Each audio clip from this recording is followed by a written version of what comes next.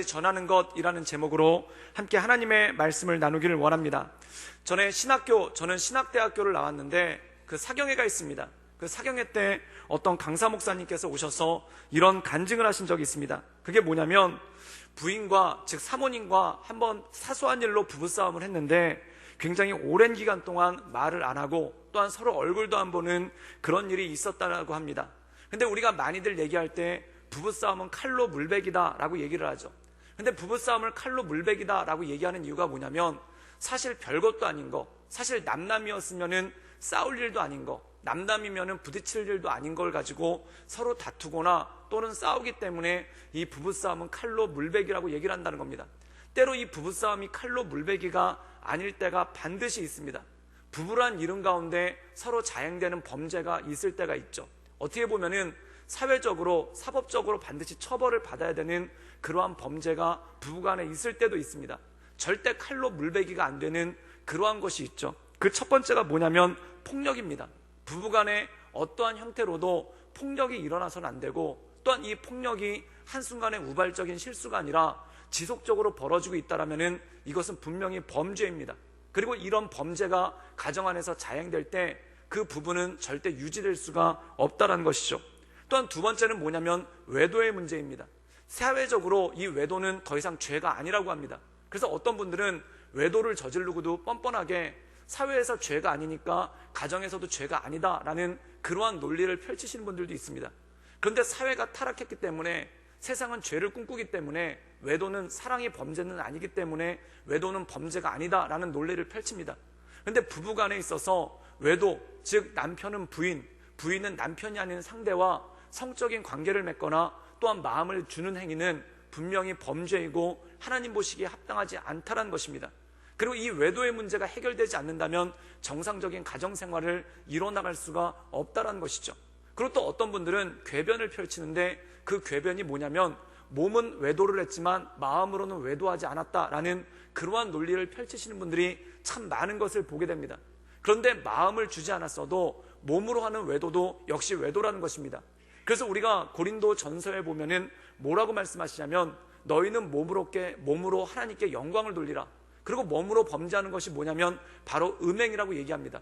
즉 우리의 몸은 성령께서 거하시는 전인데 네가 몸으로 범죄했다면, 즉 다시 말해서 음행을 저질렀다면 나는 마음으로 음행을 하지 않았기 때문에 또는 마음을 주지 않았기 때문에 또한 마음으로 외도하지 않았기 때문에 이건 범죄가 아니다라는 궤변은 절대 통할 수가 없다는 것입니다.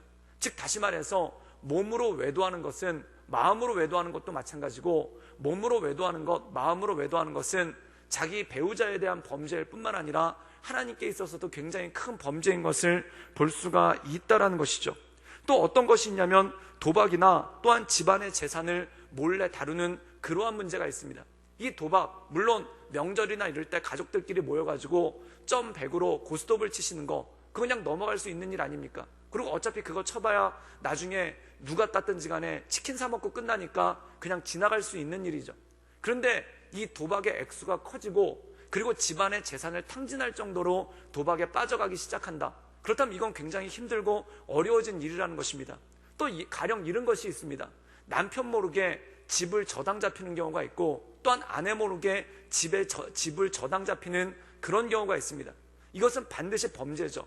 그리고 가정 경제를 흔들어 버리거나 또한 가정이 최소한의 안정감을 느낄 수 있는 경제적인 기반을 배우자의 동의 없이, 가족들의 동의 없이 함부로 건들거나 만지는 것, 이것은 어떤 것으로 봐서도 용서할 수 없는, 또한 가정을 유지시킬 수 없는 그러한 범죄에 해당이 된다는 것입니다. 또 어떤 것이 있냐면 상대방의 집안에 대해서 지속적으로 험담을 하는 행위 역시 가정을 유지시키는데 굉장히 큰 어려움을 줍니다. 예를 들어서 아내가 시댁 식구들, 특별히 시부모님들을 남편 앞에서 지속적으로 험담을 하거나 나쁜 얘기를 한다면은 그 남편은 견딜 수가 없게 되죠. 또한 남편이 아내 앞에서 그 장인 장모님이나 처갓집 식구들에 대해서 끊임없이 험담을 한다면 아내는 절대 견딜 수가 없다란 말입니다. 그래서 세상에서 어떤 말이 있냐면 가족은 건들지 말아야 된다라는 그러한 말이 있습니다. 이 가족은 건들지 말아야 된다는 것이 부부간에도 있다는 거죠. 물론 때로 가족들 간의 갈등이 있어서 너무 힘든 나머지 남편이나 아내한테 시댁 식구 또는 처갓집 식구에 대해서 푸념을 할 수 있습니다. 그런데 이게 이해가 되는 푸념안에서 끝나야지 지속적으로 입버릇처럼 계속되는 비방으로 간다면은 이 배우자들이 자기 아버지 어머니 또한 자기 가족들의 자기 형제자매에 대해서 지속적으로 험담을 하는데 어떻게 배겨낼 수가 있고 어떻게 견뎌낼 수가 있겠습니까? 그래서 상대방 가족에 대해서 지속적으로 험담을 하거나 또한 비난하는 행위는 가족의 안녕과 또한 부부간의 건강한 부부 생활을 위해서 반드시 자제를 할 필요가 있다라는 것입니다. 또 어떤 것이 있냐면 모욕적인 발언을 계속할 때가 있습니다. 어떤 경우에 부인이 남편을 보고 욕설을 할 때가 있고 남편이 아내를 보고 욕설을 할 때가 있습니다. 그런데 이 욕설이 어쩌다 화가 나가지고 어쩌다 한번 진짜 실수로 나오고 바로 이것에 대해서 사과를 했다라면은 그래도 넘어갈 수 있는 문제죠. 그런데 남편이 아내에 대해서 입에 담을 수 없는 욕설을 계속해서 퍼붓고 또한 아내가 남편에 대해서 입에 담을 수 없는 욕설을 계속해서 지속적으로 퍼붓는다면은 이 가정이 어떻게 유지될 수가 있겠습니까? 그것은 굉장히 힘들어지고 어려운 말이죠. 또한 상대방에게 절대 하지 말아야 될 말이 있습니다. 우리가 이런 말들을 영린이라고 하는데 이 영린이란 말이 뭐냐면은 상대방에게 절대 건들지 말아야 될 부분이 있습니다. 이것이 자존심에 관한 것일 때도 있고 핸디캡이 관한 것일 때도 있는데 상대방에게 부부라도 절대 건들지 말아야 될 말이 있는데 그것을 계속 지속적으로 건든다면은 정상적인 부부관계가 계속해서 나갈 수가 없다는 것입니다. 그리고 그 외에 알코올에 중독이 되어 있다든지 또는 약물이나 마약에 중독이 되어 있어서 늘 제정신이 아닌 상태로 있다라면은 그건 역시 건강한 부부생활 또한 건강한 가정을 이끌어갈 수가 없다는 것이죠. 이런 차원의 문제들은 절대 칼로 물베기가 될 수가 없다는 것입니다. 이것은 한쪽이 충분히 회개하고 또한 한쪽이 정신적인 치료를 받거나 또한 지속적인 상담을 통해서 이 문제를 해결하지 않으면은 이 가정은 유지될 수가 없다는 것입니다. 그런데 이런 범죄에 해당하는 이렇게 중한 문제에 해당되는 내용이 아니고 그냥 부부들끼리 서로 투닥거리다가 또한 부부들끼리 서로 그냥 얘기하다가 또한 부부들끼리 서로 농담하다가 서로의 마음을 건드려가지고 거기서 서로 말 안 하고 또한 서로 상대방에 대해 마음이 불편한 그런 경우가 있습니다. 이런 것은 한마디로 얘기해서 칼로 물베기죠. 근데 이 칼로 물베기도 이것을 계속 지속시킨다면은 이것이 감당할 수 없는 지경에 나갈 때가 있다라는 것입니다. 그래서 에베소서에 보면은 어떤 말씀을 하냐면 해가 지기 전까지 마음의 분을 품지 말아라 라고 얘기합니다. 즉 다시 말해서 부부들 간에 사소한 투닥거림이 있는데 또한 부부간에 사소한 분쟁이 있는데 그 분쟁을 오래 지속시키고 나를 남기기 시작하면은 아무것도 아닌 일이 큰일이 되고 또한 아무것도 아닌 일이 정말 말 그대로 칼로 물베기 정도에 해당밖에 안 되는 일인데 부부를 넘어뜨리고 쓰러뜨릴 때가 있다는 것입니다. 그런데 이 사경에 오셔서 인도하신 목사님은 어떤 얘기를 했냐면 진짜 사소한 일, 진짜 아무것도 아닌 일 가지고 투닥거렸다는 겁니다. 그래서 예를 들어서 어떤 일이냐면 운전하다가 당신 그렇게 좀 운전 좀 하지 마 뭐 이런 식으로 아무것도 아닌 것처럼 얘기했는데 그것 때문에 서로 마음이 상하고 그리고 그것 때문에 어떤 일이 벌어지냐면 자존심 대결이 벌어지기 시작한다는 겁니다. 그래서 내가 먼저 말 하나 봐라, 내가 먼저 사과 하나 봐라 이러면서 서로 말도 안 하고 눈도 안 마주치고 그러다 보니까 이게 점점 짙어져 가지고 각방을 쓰게 되고 각방을 쓰면서 서로 얼굴을 안 보다 보니까 이분이 미국에서 목회하셨던 분인데 또 미국 집들은 좀 큽니까? 그러니까 서로 얼굴 안 보기로 하면은 얼굴 안 볼 수가 충분히 있더라는 겁니다. 그래서 어떤 일이 벌어졌냐면은 나중에는 어떤 상황까지 갔냐면 같이 얼굴을 보고 식사도 안 했다는 거예요. 말도 안 섞고 서로 교회 와서도 모른 척하고 이 목사님과 사모님이 교회 와서도 서로 모른 척했으니 그 교회 분위기가 어떻겠습니까? 그리고 집에서도 모른 척했으니 자녀들이 다 눈치를 채죠. 그래서 밥 먹을 때는 어떻게 했냐면은 사모님이 그래도 식사는 차려줬다고 합니다. 그래서 식사를 차려주고 이렇게 종을 치면은 목사님이 와가지고 밥을 먹고 그리고 목사님이 와가지고 밥을 다 먹은 다음에 종을 치고 가면은 사모님이 그거를 정리해줬다는 겁니다. 그래도 이 목사님한테 이런 얘기는 있어요. 그래도 믿음은 있었다고. 어떤 믿음이냐면 이 음식에다 독은 타지 않았을 거라는 그런 믿음은 있었기 때문에 이 부부관계가 유지가 됐다는 겁니다. 그런데 이렇게 말을 안 하고 산 지 2년을 넘어서 3년 가까이 되더라는 겁니다. 사랑하는 여러분, 이게 사는 거겠습니까? 한 집안에서 서로 자존심 가지고 대항하다 보니까 아무것도 아닌 문제 가지고 서로 줄다리기 하고 있고 아무것도 아닌 문제 가지고 서로 자존심 겨루기를 하고 있는 거예요. 이 자존심 겨루기를 하다가 이게 3년째 됐는데 그때 이 목사님이 교회에 있으신데 교회로 사모님이 급한 전화가 왔다는 겁니다. 그때 그 전화가 오니까 그렇게 반갑더래요. 왜냐하면 부인이 드디어 못 견디고 나한테 사과를 하려는구나. 그래서 반가운 마음으로 그 전화를 받았는데, 이 부인이 울면서 얘기를 하는데, 그게 뭐냐면 큰아이가 학교에서 오다가 교통사고가 나가지고 지금 중대한 수술을 받고 있다는 겁니다. 그래서 그 전화를 받자마자 둘이 달려갔죠. 그래가지고 그 수술실 앞에 섰는데, 그동안 싸우고 말고의 문제가 어디 있겠습니까? 둘이 끌어안고 눈물을 흘리면서 그 수술실 앞에서 기도를 한 거예요. 그리고 펑펑펑 울고 있는 그 사모님을 붙잡고 이 목사님이 위로하고, 그리고 함께 기도했다는 거죠. 그리고 수술이 다행히 무사히 끝내서 이 아들이 아무 탈 없이 수술을 마치게 되었는데, 이 아들이 마취가 깨면서 부모님 얼굴을 확인하더니 뭐라고 얘기하냐면, 엄마 아빠 같이 있으니까 너무 좋다, 그 얘기를 하고 잠들어 버리더라는 겁니다. 그래서 이때 이 목사님 사모님이 생각한 게 뭐냐면, 이 3년 가까운 시간 동안 가족들은 얼마나 많은 이 별거 아닌 것 때문에 이 자녀들은 얼마나 많은 고통을 겪었고, 또한 우리 가정이 얼마나 힘들고 어려웠었나라는 그러한 마음 가운데 있기 시작했다는 것입니다. 사랑하는 여러분, 오늘 우리가 세상을 살아갈 때 가정이라는 것이 그렇습니다. 주님께서 해가 지기 전에 분을 풀라라고 말씀하신 이유가 뭐냐면, 결국 아무것도 아닌 거 가지고 줄다리기 하고, 또한 아무것도 아닌 거 가지고 서로의 분을 풀지 않으면 결국 부부가 힘들어질 뿐만 아니라 우리가 가장 사랑하는 자녀들이, 그리고 가족들이 고통당하는 그러한 일들이 생길 수밖에 없다라는 것이죠. 오늘 말씀 고린도전서 11장을 보면은 참 재밌는 부분이 나옵니다. 그게 뭐냐면, 고린도전서 11장 전반부에 보면은 부부관계에 대해서 남편의 역할, 또한 아내의 역할에 대해서, 그리고 남편은 아내를 어떻게 대해야 되는지, 아내는 남편을 어떻게 대해야 되는지에 대해서 설명하는 말씀이 나옵니다. 그런데 고린도전서를 우리가 전체적으로 보면은 이 고린도전서 11장에 나와 있는 부부 관계에 대한 말씀이 약간 생뚱맞습니다. 그 이유가 뭐냐면, 고린도전서는 계속해서 교회의 분열에 대해서 사도 바울이 책망하고 있는 내용이 바로 고린도전서입니다. 그렇다면 고린도전서에 보면은 이 고린도 교회가 겪고 있었던 분열이 무엇입니까? 첫 번째는 뭐냐면 파벌에 관한 문제였다는 겁니다. 나는 아볼로파다, 나는 바울파다, 그러면서 싸우는 그런 파벌의 문제가 있었죠. 또한 두 번째 문제는 뭐냐면 은사의 문제였다는 겁니다. 어떤 은사가 더 크냐, 예언의 은사가 더 크냐, 방언의 은사가 더 크냐, 그 은사를 가지고 서로 다투는 그러한 일이 있었다는 거죠. 그 다음에 세 번째는 뭐냐면은 초신자와 기존 신자 간의 갈등이 있었다는 겁니다. 즉 다시 말해서 초신자들이 있고 기존의 교회를 지키고 있었던 신자들이 있는데, 이 둘이 서로 화합이 되는 게 아니라 나중에 온 사람들과 먼저 있었던 사람들이 계속해서 갈등하는 그러한 문제가 있었죠.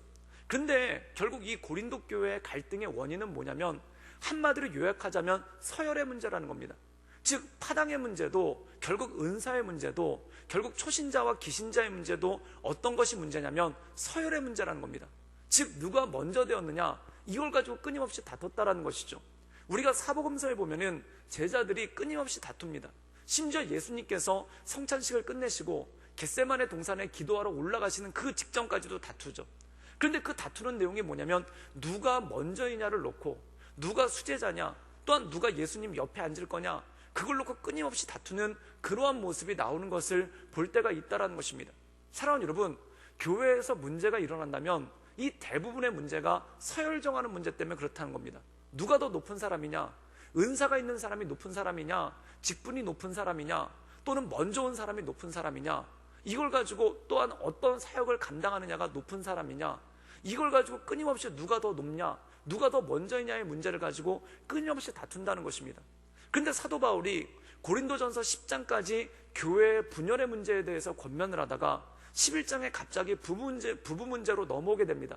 이것은 뭐냐면, 마치 교회의 분쟁은 무엇과 똑같냐면은 부부싸움과 똑같다라는 겁니다. 즉 아무것도 아닌 일인데, 정말 별거 아닌 일인데 치열하게 싸우고, 또한 그것을 통해서 함께 사랑하며 하나님의 나라를 꿈꿔야 되는 사람들이, 마치 가족이, 부부가 아무것도 아닌 일 가지고 다투면은 그것 때문에 부부도 굉장히 힘들 뿐더러 자녀들에게까지 안 좋은 영향을 미치는 것과 마찬가지로, 교회에서 별거 아닌 일, 다시 말해서 서열 문제입니다. 이 서열 문제 가지고 끊임없이 다투게 되면은 결국 교회 다니는 사람들도 힘들어지고, 또한 그 문제로 인해서 교회 처음 나온 사람, 또한 교회 다음 세대까지 힘들어지는 그러한 문제가 있다라는 것입니다. 그래서 이 사도 바울은 뭐라고 얘기하냐면, 너희들이 교회 문제에 있어서 정말 부부싸움하는 것, 칼로 물베기 하는 것처럼 아무것도 아닌 일 가지고 다투지 말고 하나님 말씀 가운데 부부가 하나 되어서 온전히 하나님께 영광 올려드리고, 또한 부부가 하나 되어서 화목한 가정을 이끌어 나가는 것처럼 너희도 온전한 가정을 이끌어 나가는 것처럼 온전한 교회를 이끌어 나가라는 그러한 모습이 있다는 겁니다. 근데 사랑하는 여러분, 중요한 게 있습니다. 부부간에도 칼로 물베기가 아닌 것이 있습니다. 아까 말했듯이 범죄에 해당되는 얘기죠. 폭력이라든지 또는 그 물질을 함부로 유용을 한다든지, 마약과 도박의 중독의 문제라든지, 아니면은 술 취해서 알코올 중독의 문제라든지, 결코 용납이 안 되는 그러한 문제가 그 안에 있다는 겁니다. 그런데 교회도 마찬가지입니다. 교회에서 분쟁이 일어나는데 사랑으로 절대 덮을 수 없는 부분이 있습니다. 부부간의 문제에 있어서도 부부간의 폭력이 지속적으로 이루어진다면 그 앞에서 남편이 좀 때리더라도 사랑으로 덮어야지, 남편이 좀 때리더라도 사랑의 매라고 생각하고 그냥 맞아야지, 남편이 좀 때리더라도 애들을 생각해서 참아야지, 그러다가 남편한테 맞아 죽는 아내들이 얼마나 많습니까? 이거는 절대 참을 문제가 아니고 사랑이란 이름으로 덮고 갈 문제가 결코 아니라는 겁니다. 교회 안에서도 분명히 그런 것이 있습니다. 사랑으로 덮고 갈 것이 있고 사랑으로 덮지 말아야 될 것이 있고, 분명히 사법적인 처리를 받게 하든지 또한 엄격하게 교회에서 제재를 하든지 징계를 해야 될 문제들이 반드시 있다는 겁니다. 그 첫 번째는 뭐냐면 고의적인 폭력 사건입니다. 즉 실수로 어쩌다가 남한테 상해를 입힌 게 아니라 고의적으로 폭력을 휘둘러서, 어떤 분들은 그냥 홧김에 내가 참지 못하고 욱해서 때렸다, 그래서 이건 사고다라고 얘기하는데 그건 절대 사고가 아닙니다. 그건 절대 사고가 아니라 고의적인 폭력입니다. 이런 고의적인 폭력은 절대 덮고 나가서는 안 된다는 겁니다. 이건 분명히 사법적인 처리를 받게끔 해야 됩니다. 또한 살인의 문제, 또한 성적인 희롱의 문제 역시 마찬가지죠. 이거는 웃고 넘어갈 문제가 절대 아니라는 것입니다. 사법적인 처리를 받게끔 해야 되는 문제죠. 또한 외도의 문제입니다. 외도의 문제는 그 세상에서는 사법적인 처리 대상이 아니라고 교회에서 어물쩍 넘어가는 경우도 있습니다. 그런데 절대 사회에서 그냥 죄가 아니라고 얘기한다고 해도 외도의 문제에 대해서, 즉 다시 말해서 남편과 아내가 아닌 사람에 대해서 부적절한 행동을 하는 것은 분명히 처벌해야 되는 것이고 반드시 징계해야 되는 문제입니다. 또 어떤 것이냐면 교회 물질에 관한 문제입니다. 교회 물질을 횡령한다든지 유용한다든지 또한 함부로 쓴다든지 도둑질한다든지, 그것에 대해서는 반드시 사법적인 처리가 가야 되는 것은 너무나 당연한 일입니다. 또한 절대 용납해야 되지 안 되는 것이 이단에 관한 문제입니다. 이단에 관한 문제로 교회를 어지럽히거나 또한 이단과 관련돼서 교회에서 엉뚱한 행동을 하고 있다면 그거 역시 반드시 징계해야 되고 치료해야 되는 그러한 문제죠. 이것은 결코 칼로 물베기의 문제가 결코 아니라는 것입니다. 그런데 그 외의 것들이 있습니다. 그 외의 것들을 가지고 교회 안에서 서로 기싸움하는 게 있고, 또한 그 외의 것들을 가지고 함께 다투는 문제가 때로 발생될 때가 있다는 거죠. 근데 그 외의 문제들을 가만히 보면은 결국은 하나입니다. 뭐냐면 서열의 문제입니다. 누가 먼저인지를 놓고 내가 은사가 더 크니까 내가 먼저가 아니냐, 내가 교회 다닌 지 더 오래됐으니까 내가 더 먼저가 아니냐, 또한 내가 교회에서 더 많은 일을 하고 있으니까 내가 먼저가 아니냐, 또한 교회에서 내가 사람들과 친한 사람이 더 많으니까 내가 먼저가 아니냐, 그리고 내가 먼저니까 그 먼저에 합당한 대우를 받아야 되고 그 먼저에 합당한 인정을 받아야 되는 게 아니냐, 결국 그것이 교회의 모든 문제를 이끌어오고 또한 교회의 모든 문제를 야기하는 그러한 문제가 될 때가 있다는 것이죠. 그런데 이런 문제들을 이겨나갈 수 있는 방법이 무엇이겠습니까? 바로 고린도 교회에 사도 바울이 권면하는 게 이런 것입니다. 가정에서 아무것도 아닌 문제 가지고 부부가 갈등하면 결국 그것을 인해서 이 부부가 고통받는 것뿐만 아니라 자식들까지 고통받지 않는가? 그런데 교회가 마찬가지라는 겁니다. 고린도 교회도 아무것도 아닌 이 서열의 문제를 가지고 그것 때문에 서로 날카롭게 대치하고 서로 그것 때문에 누가 먼저냐를 갖고 계속 엎치락 뒤치락 한다면은 결국 그 피해는 고스란히 누가 받냐면은 교회 공동체 안에 있는 성도들이 받는 것이고, 그리고 더 나가서 교회에 있는 다른 모든 초신자들이나 또한 다음 세대 주일학교 학생들이 받는 것은 너무나 당연한 건 아니겠습니까? 그래서 사도 바울은 이 고린도전서 11장은 일종의 비유라는 겁니다. 그게 뭐냐면 교회의 분쟁에 대해서, 그리고 교회 안에 있는 관계에 대해서 부부간의 관계를 예를 들면서 부부싸움을 하면은 가정이 망가지는 것과 마찬가지로, 그리고 별것도 아닌 일에 부부싸움을 하고 그것을 해서 지속적으로 한다면 부부싸움에 있어서 승자가 어디 있습니까? 부부싸움에서 승자는 아무도 없습니다. 만약에 부부가 서로 화목하면서 나간다면 둘 다 승자이고, 또한 만약에 부부가 계속해서 분열하고 갈등한다면 결국 둘 다 패자일 뿐만 아니겠습니까? 사랑하는 여러분, 부부싸움의 승자가 어디 있겠습니까? 화해하면 둘 다 승자고, 화해하지 못하고 갈등을 지속하면 둘 다 패자가 아닙니까? 교회도 그것과 마찬가지라는 것입니다. 교회에서 승자와 패자가 어디 있겠습니까? 교회가 화목하고 하나님 나라를 꿈꾸고 한 비전 가운데 하나 되며 나간다면 모두가 승자인 것이고, 또한 교회가 지속적으로 별것 아닌 문제, 서열의 문제를 가지고 끊임없이 다투고 갈등한다면 결국은 모두가 패배자가 될 수밖에 없는 그러한 모습과 똑같다는 거죠. 그래서 사도 바울은 이 고린도전서 11장을 통해서 교회의 생리와 가정의 생리가 똑같다는 것입니다. 즉 부부가 싸움을 한다면 그 안에 승자는 아무도 없다. 모두가 패자일 뿐이다. 즉 하나 되고 화목했을 때 모두가 승자인 것이다. 교회도 마찬가지인다는 겁니다. 교회에서 성도들 간에 이기고 지구의 문제가 어디 있겠습니까? 교회에서 성도들 간에 이기고 지구의 문제가 없다는 것입니다.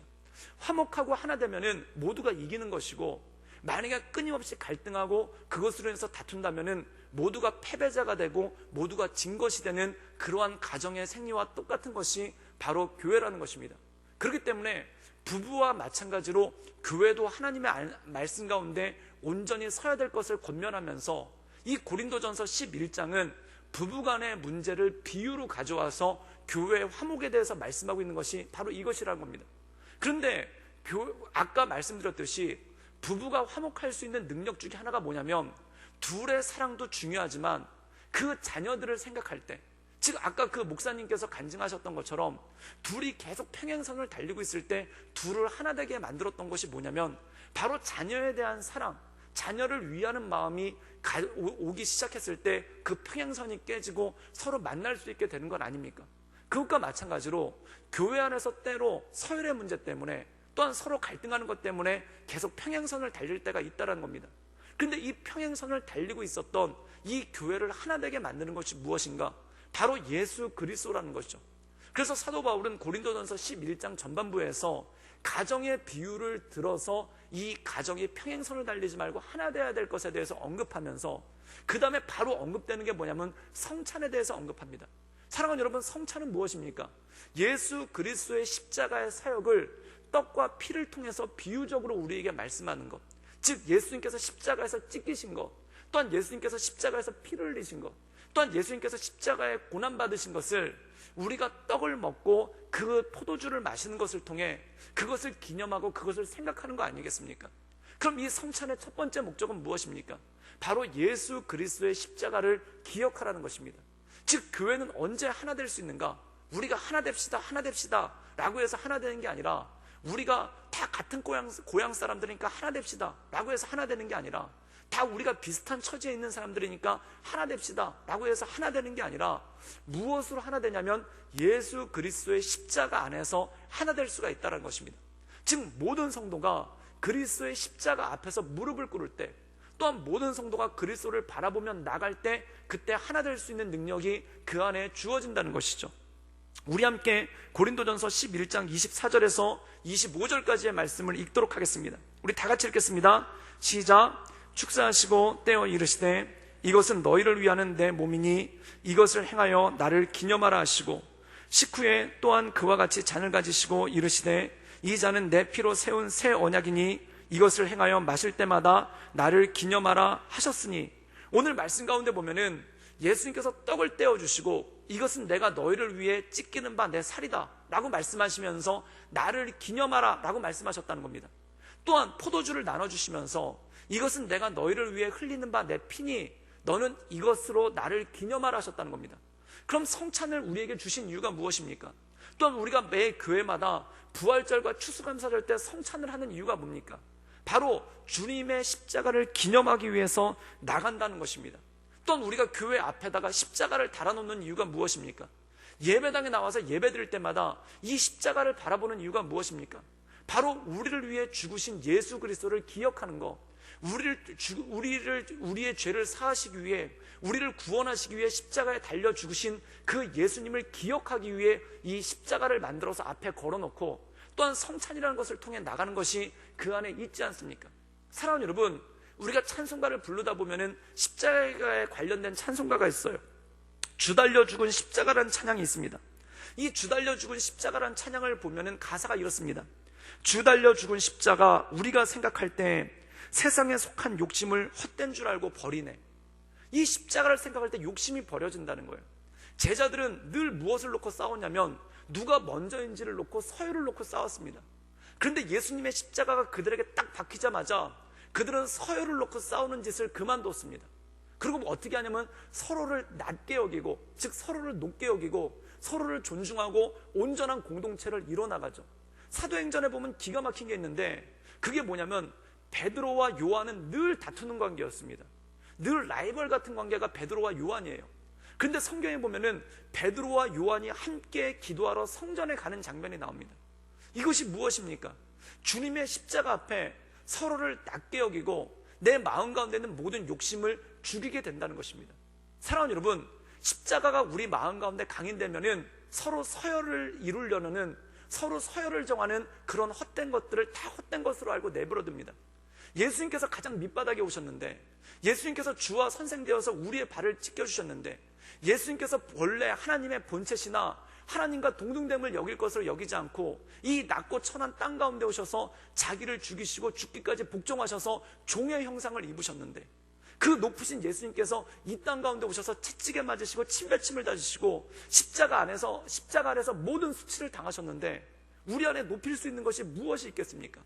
이 예수님을 생각하면 내가 그동안 했던 것들이 얼마나 부질없는 것인지, 또한 예수님을 생각할 때 내가 먼저 되려고 했던 것이 얼마나 부질없는 짓인지, 또한 이 예수님을 생각할 때 누가 더 큰 자인가 서열을 정하려고 했던 것이 얼마나 부질없는 짓인지, 그냥 주님 앞에 나와서 눈물만 흘리고 엎드린 게 되는 것 아닙니까? 또한 2절에 보면 이런 가사가 나옵니다. 죽으신 구주밖에는 자랑을 말게 하시고. 예수님의 십자가 앞에 설 때 그리스도의 십자가 외에는 내가 자랑할 게 아무것도 없다는 겁니다. 결국 간증이라는 것이 무엇입니까? 간증이라는 것이 나 같은 죄인을 불러주셔서 하나님께서 주님의 자녀 삼으셨다는 거, 나같이 교만하고 나같이 패역하고 나같이 악한 자를 불러주셔서 주님께서 주님의 자녀 삼으셨다는 거, 그거 하나에 감사하고 눈물 흘리고 보혈의 공로 힘입어 교만한 마음을 버리는 것 너무나 당연한 것 아닙니까? 많은 사람들이 가장 즐겨 부르고 많이 부르는 찬양이 찬송가 305장 나 같은 죄인 살리신 어메이징 그레이스, 전 세계적인 곡 아닙니까? 이 곡을 부르면 나 같은 죄인 살리신 그 은혜 놀라와, 그 은혜 놀라와 잃었던 생명 찾았고 광명을 얻었네. 그리고 큰 자에게서 건지신 주 은혜 고마워. 나 처음 믿은 그 시간 귀하고 귀하다. 그리고 이제껏 내가 산 것도 주님의 은혜라. 또 나를 장차 본향에 인도해 주시리. 그리고 마지막 거기서 우리 영혼이 주님의 은혜로 해처럼 살면서 주 찬양하리라. 이 크신 은혜를 생각할 때 그 은혜가 너무 감사해서 주님 앞에 눈물을 흘리고 또 찬양하고 주님 감사합니다라고 고백할 수밖에 없는 그 모습이 있지 않습니까? 사랑하는 여러분, 십자가를 기억하라는 것입니다. 즉 우리가 모든 높아지려는 마음을 내려놓을 수 있는 것, 또한 우리가 온전한 겸손함으로 나갈 수 있는 것이 무엇이냐면 십자가를 기억하고 십자가를 생각할 때 그동안 파벌을 놓고 싸웠던 것, 또한 은사를 놓고 싸웠던 것, 먼저냐 나중이냐를 놓고 싸웠던 그 모든 것들이 다 사라지고 십자가 아래에서 모두가 나는 죄인입니다. 십자가 아래에서 모두가 주님의 은혜입니다. 십자가 아래에서 주님께 감사한 것뿐입니다 라고 나아가는 그러한 모습밖에 없다라는 것입니다. 제가 가장 좋아하는 찬양 중에 역시 십자가에 관한 찬양인데 나의 만족과 유익을 위해라는 곡이 있어요. 그게 보면은 나의 만족과 유익을 위해 가지려 했던 세상 일들 이제 모두 다 해로 여기고 주님을 위해 다 버리네. 내 안에 가장 귀한 건 주님을 알미라. 모든 것 되시며 의와 기쁨 되신 주 주님을 사랑합니다. 사랑하는 여러분, 예수님을 깊이 묵상할 때 그 성찬을 대하면서 주님의 떡과 주님의 피를, 주님의 살과 그 주님의 피를 대하면서 그것을 먹고 마실 때 이 땅에 오신 예수님을 생각할 때 감사합니다라는 고백밖에 도대체 무엇이 남겠습니까? 주님 너무 감사합니다. 예수님 십자가에 달려 돌아가셔서 주님 이 죄 많은 나를 살리시고 이 죄 많은 나를 구원해 주셨으니 너무 감사합니다. 정말 늘 울어도 모든 것 갚을 수 없고 늘 눈물로 주님 앞에 나가도 그 감사한 은혜를 갚을 수 없어서 늘 울면서 나가고 하나님을 찬양할 수밖에 없지 않습니까? 하늘을 두루마리 삼고 바다를 먹물 삼아도 그 크신 하나님의 사랑 다 기록할 수 없겠네. 그것 때문에 내가 어떤 일을 해도 하나님의 사랑을 갚을 수 없고, 내가 어떤 헌신을 해도 하나님의 사랑 갚을 수 없고, 또한 내가 내 몸을 불사르게 내어준다 할지라도 그 사랑 갚을 수 없어서 늘 눈물을 흘리고 늘 죄송한 마음, 그 마음 때문에 나가는 그러한 것이 성도의 모습 아닙니까? 사랑하는 여러분, 사도 바울은 권면하는 것입니다. 성찬을 통해서 십자가를 기억하라. 성찬을 통해서 예수님을 기억하라. 그리고 그 예수님을 기억할 때 예배의 자리로 나가라라고 말씀하는 겁니다. 사랑하는 여러분, 십자가를 기억하면 우리가 회개할 수밖에 없습니다. 십자가를 기억하면 우리가 눈물을 흘릴 수밖에 없습니다. 또한 십자가를 기억하면 우리가 감사할 수밖에 없습니다. 또한 그 십자가를 기억하면 우리가 하나님을 찬양할 수밖에 없습니다. 그리고 그 십자가를 기억하면 우리가 주님을 예배할 수밖에 없는 그러한 모든 것들이 우리 안에 있지 않겠습니까? 예배는 무엇입니까? 십자가를 기억하는 것입니다. 예배는 무엇입니까? 그 십자가의 은혜 가운데 감사하며 나가는 것입니다. 이 예배는 무엇입니까? 그 십자가의 사랑 때문에 내가 온전히 주 앞에 엎드리며 나가는 것이 바로 예배 아닙니까? 저는 우리 구독교회 모든 성도님들이 이 주님의 십자가 아래 주님께 감사하고 주님의 은혜를 찬양하고 날마다 예배하며 나가는 우리 모든 성도들 되기를 주님의 이름으로 축원합니다. 주님을 기억할 때, 주님을 기념할 때, 그 십자가를 깊이 묵상할 때 우리의 삶 가운데 예배가 회복되기 시작한다는 겁니다. 예배가 회복되면 어떤 일이 벌어질까요? 다 부질없는 짓이로구나.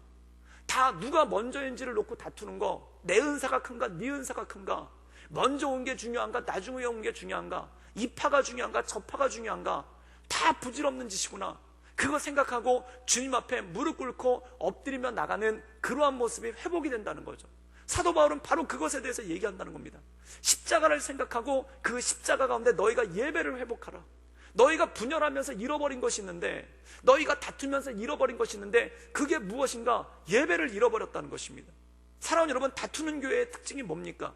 예배를 잃어버리게 됩니다. 분열하는 교회들의 특징이 뭡니까? 예배를 잃어버리게 됩니다. 그 예배를 잃어버리게 되고 하나님께 경배하는 것을 잃어버리게 됩니다. 예배 분위기가 차가워지는 거예요. 예배 분위기가 냉랭해지는 거예요. 그리고 서로 예배 분위기가 냉랭해지는 거예요. 마치 싸운 가족들이 밥상에 앉아가지고 서로 얼굴 안 먹고 밥 먹는 것처럼 예배 분위기가 잃어버리는 겁니다.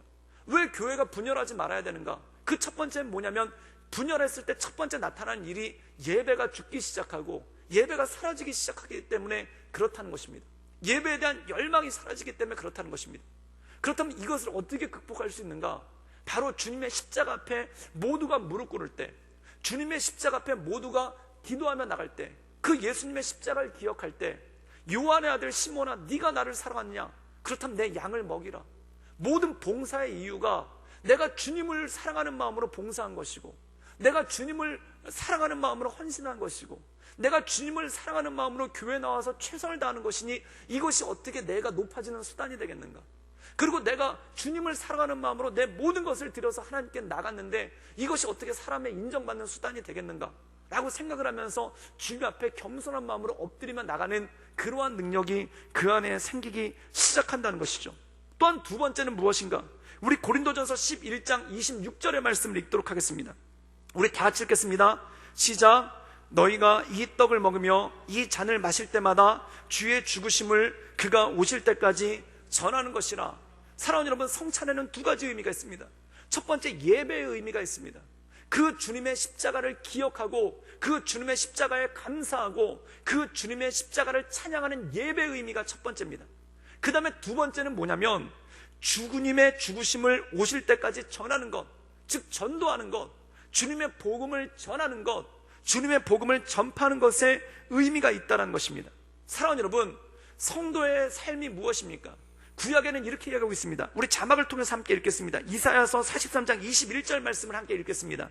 시작. 이 백성은 내가 나를 위하여 지었나니 나를 찬송하게 하려 함이라. 주님께서 우리를 지으신 목적 찬송입니다. 찬송은 뭡니까? 예배 아닙니까? 언제 예배할 수 있습니까? 감사할 때 예배할 수 있는 거죠. 언제 감사할 수 있습니까? 십자가의 은혜를 생각할 때 우리가 온전한 예배 가운데 나갈 수 있다는 것입니다. 이 성찬을 통해서 사도 바울은 권면하는 겁니다. 예배를 회복하라. 그 다음에 두 번째 우리에게 주신 사명이 무엇이겠습니까? 마가복음 16장 15절 말씀을 우리 자막을 통해서 읽겠습니다. 다 같이 읽겠습니다. 시작. 또 이르시되 너희는 온 천하에 다니며 만민에게 복음을 전파하라. 복음 전파의 사명. 이 성찬에 두 가지가 들어있다는 거예요. 즉 예수 그리스도의 십자가를 기억함으로 나에게 찬송이 회복되고 예배가 회복되는 것, 또한 이 주님의 십자가의 죽으심을 내가 모든 만민에게 전파하며 나가는 것, 그것이 그 안에 있다라는 것이죠. 사랑하는 여러분, 부부싸움의 최대 피해자는 누구입니까? 바로 부부도 최대 피해자지만 자녀가 최대 피해자입니다. 집에서 큰 소리가 날 때 그 가장 최대 피해자는 누구냐면 바로 자녀들이라는 겁니다. 그것과 마찬가지죠. 교회가 다툰다면, 교회가 분열한다면 최대 피해자는 누구입니까? 다투는 대상들도 힘들지만 결국은 누가 최대 피해자냐면 주일학교 학생들, 청년들, 청소년들, 교회에서 자라나는 다음 세대가 최대 피해자라는 겁니다. 그 다음에 누가 최대 피해자냐면 교회에 처음 나오기 시작한 초신자들, 이제 예수님을 막 믿기 시작한 초신자들이 최대 피해자라는 겁니다. 즉 교회가 분열함을 통해서 어떤 일이 생기냐면 하나님께 온전히 예배하지 못할 뿐더러 주님께로 사람들을 인도해내지를 못한다는 겁니다. 그래서 예수님께서 바리새인들을 뭐라고 책망하냐면 너희들도 천국에 들어가지 못할 뿐더러 다른 사람들을 천국에 들어가는 것을 막는도다. 이거가 똑같다는 겁니다. 교회가 분열된다면 본인들도 예배를 제대로 드리지 못할 뿐더러 예배를 온전히 드리려는 사람들의 예배까지 방해해버리는, 다른 사람들도 온전히 예배드리지 못하도록 방해해버리는 우리 다음 세대가, 어린아이들이, 청소년들이, 청년들이 이 교회를 지켜나가고 성장해 나가달 믿음 가운데 일어서야 될 다음 세대들이 하나님께 예배하지 못하도록 예배를 막아버린다는 거예요. 또한 주님을 떠났던 사람들이, 하나님을 떠났던 사람들이 복음을 듣고 들어와서 교회에 왔는데 교회가 오히려 그들을 하나님께로 나가는 것을 막아버리고 하나님께 예배드리지 못하도록 막아버리는 그런 모습 가운데 서게 된다는 것입니다. 그럼 이것은 무엇입니까? 그 자체로 죄라는 것입니다. 그 자체로 교회가 분열하는 것 자체가 죄인데, 그 죄된 것이 무엇이냐면 첫 번째가 뭐냐면 예배를 드리지 못하는 죄, 또 하나는 내 스스로 하나님께 예배를 드리지 못하는 죄, 두 번째로 뭐냐면 나도 예배를 드리지 못할 뿐더러 다른 사람들에게까지 예배를 드리지 못하도록 막는 그러한 죄를 짓게 된다는 것입니다. 그래서 사도 바울은 권면한다는 것이죠. 그것이 뭐냐면 우리가 성찬을 하지 않는가, 또한 우리의 관계가 부부의 관계와 똑같지 않는가, 부부싸움을 하면은 결국 모두가 피해자일 수밖에 없지 않는가, 부부싸움을 하면은 결국 모두가 다 패배자일 수밖에 없지 않는가. 그러니 우리가 주님의 십자가를 기억함을 통해, 우리가 주님의 십자가를 붙잡음을 통해 우리 안에 주님께서 주신 사명, 가장 중요한 사명이 무엇인가? 누가 먼저 됨에 촉각을 드세우고, 누가 먼저 됨에 누구의 서열이 더 높은지, 누구의 파벌이 더 센지, 누구의 은사가 더 센지, 먼저 나온 게 중요한 건지 나중에 온 것이 중요한지, 그것에 촉각을 드세우지 말고 우리 삶 가운데 가장 중요한 거, 주님을 예배하는 것, 또한 다른 사람들이 주님을 예배할 수 있도록 복음을 전파하고 말씀을 전하는 것, 이것이 우리에게 주신 가장 큰 사명이고 그것을 향해 달려가는 것 아니겠습니까? 사랑하는 여러분, 인생은 짧습니다. 정말 벌써 2020년 아닙니까? 2020년이 올 거라고 저는 꿈에도 생각을 안 해봤습니다. 저는 2020년이 올 거라고는, 그리고 더 놀란 건 뭐냐면은 2000년이 지난 지 벌써 20년이나 되었습니다. 세월이 이렇게 빠릅니다. 이 빠른 세월에 방탕하지 말고 낭비하지 말고 주님의 영광을 위해서 살아야 될 것 아니겠습니까? 주님께서 기뻐하시는 일을 위해서 살아야 될 것 아니겠습니까? 벌써 인생이 이렇게 화살처럼 지나가는데, 인생이 이렇게 화살처럼 빨리 지나가는데 세상의 허탄한 것에 우리의 인생을 낭비하지 말고, 세상의 허탄한 것, 누가 먼저인지, 어떤 파벌이 우선인지, 어떤 은사가 뛰어난지, 누가 먼저 됐는지, 이것을 가지고 피장파장하다가 예배도 못 드리고 전도의 문도 막아버리면서 세월을 낭비하고, 주님 앞에 천국에 가서 왔을 때 너는 뭐하다 왔느냐라고 했을 때 누가 큰 자인지를 놓고 늘 다투다 왔습니다. 그럼 얼마나 부끄럽겠습니까? 이 짧은 시간에, 이 짧은 세월에 정말 사랑하기도 부족한데 언제 다투겠습니까? 정말 주님께 예배하기도 부족한데 언제 딴 것에 신경 쓰겠습니까? 즉 다시 말해서 우리의 전심을 다해 주님을 예배하는 일, 주님을 경배하는 일, 그거 외에 어떤 것도 앞서지 말아야 되지 않겠습니까? 사랑하는 여러분, 주님께서 교회에게 주신 사명은 두 가지입니다. 첫 번째, 주님을 온전함으로 예배하는 일, 두 번째, 복음을 전파하는 일입니다. 그 외에는 어떤 것도 우선되어서는 안 됩니다. 그 외에는 어떤 것도 부수적이라는 겁니다. 그리고 만약에 어떤 다른 것이 주님을 예배하는 일과 주님을 전파하는 일, 이 두 가지를 가로막는다면 그것은 과감하게 우리가 내려놓아야 되고, 그것은 우리가 포기해야 되는 일들이죠. 사랑하는 여러분, 저는 우리 구덕교회가 아까 권사님께서 말씀하신 것처럼, 기도해 주신 것처럼 이 영적인 혼란한 시대 가운데 빛과 소금으로 쓰임받을 수 있기를 주님의 이름으로 축원합니다. 그것을 위해서 세상의 허탄한 것들, 고린도 교회가 붙잡고 있었던 그 허탄한 것들을 내려놓고 성찬을 통해 주님의 십자가를 기억함을 통해 우리가 이 예배당 앞에 걸어놓은 이 십자가를 바라보고 주님을 바라봄을 통해 주님을 예배하는 것에 전심을 다해야 되지 않겠습니까? 또한 이 주님을 전파하는 것에 대해서 전심을 다해야 되지 않겠습니까? 저는 우리 인생이 그것 가운데 온전함으로 드려질 수 있기를 주님의 이름으로 축원합니다. 제 마음 가운데 조급한 생각이 드는 거예요. 그게 뭐냐면, 인생은 참 짧다, 세월은 정말 빨리 지나간다. 그 다음 이 짧고 빨리 흘러가는 세월 가운데 무엇 해야 되는가? 주님을 내 전심을 다해 예배하는 것, 또한 주님께 주님의 복음을 전하는 것, 그거 외에는 어떤 것에도 신경 쓰지 말자. 그거 외에는 어떤 것에도 관심 두지 말자. 그거 외에 다른 것이 내 마음 가운데 커지려고 하면은 그것을 쳐서 복종시켜 하나님 앞에 나를 꿇어 엎드리면서 가자 라는 그 믿음의 고백 외에는 어떤 것도 남지 않는 것을 보게 됩니다. 그리고 또 요즘에 제가 가장 간절하게 강구하는 것이 있습니다. 그게 뭐냐면, 우리 자녀들이 예배자들이 됐으면 좋겠다. 우리 큰아이와 우리 작은애가 예배자가 됐으면 좋겠다. 그래서 집에서 애들 옆에서 제가 흥얼거리면서 불러요. 나는 예수님을 예배하는 예배자입니다. 그러면서 세나라도 시켜보려고. 그런데 가장 간절한 게 뭐냐면, 저들이 예배자로 하나님 앞에 나갔으면 좋겠다.